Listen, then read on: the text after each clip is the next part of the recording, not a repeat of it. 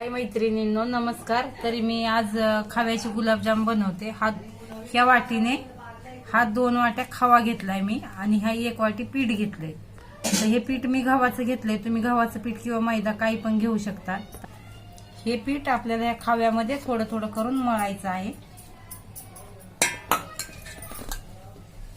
ह्याचा घट्ट गोळा तयार करायचा आहे आपल्याला. हे पाहे असं चांगलं जोर लावून मळायचंय. आपण भाकरीचं पीठ जसं मळतो तसं मळायचंय, म्हणजे हे चांगलं मिक्स झालं पाहिजे पीठ आणि खवा. तर हे आपल्याला 10 मिनिटं भिजत ठेवायचं आहे चांगलं. पाक तयार करण्यासाठी मी 2 ग्लास पाणी ठेवलंय गॅसवरती.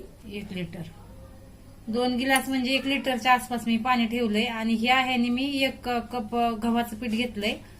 तर माझं 2 वाट्या खवा आहे. तर मी हे 2 वाट्या साखर घालत आहे पाकासाठी. ह्याच वाटीने मी 2 वाट्या घालत आहे. हे पहा 2 वाट्या घातल्या आहे. पीठ भिजलंय.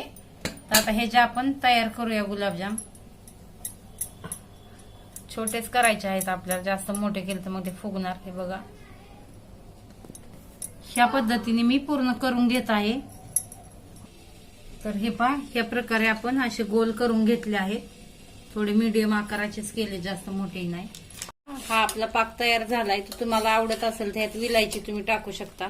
पाक तयार झालाय, मी खाली काढून घेत आहे. तर आपलं तेल गरम झालंय आणि थोडे मीडियम गॅसवरच आपल्याला तळायचे.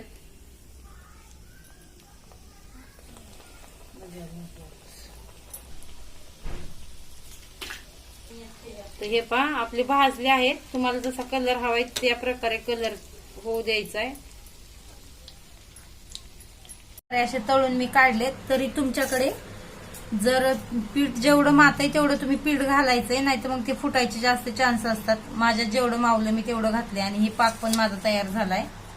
आणि पाक मी एकदम थंड करून घेतलाय. हे पाक एकदम थंड केलाय. आता ह्याच्यात मी सोडत आहे आणि आपल्याला 1 ते 2 तास भिजून द्यायचे आहेत. तर हे पहा, हे मुरून आपले गुलाबजाम तयार झालेत माझे. तर आपणही करून बघा, कसे वाटतंय सांगा. सबस्क्राईब करा, लाईक करा, कमेंट्स करा. धन्यवाद.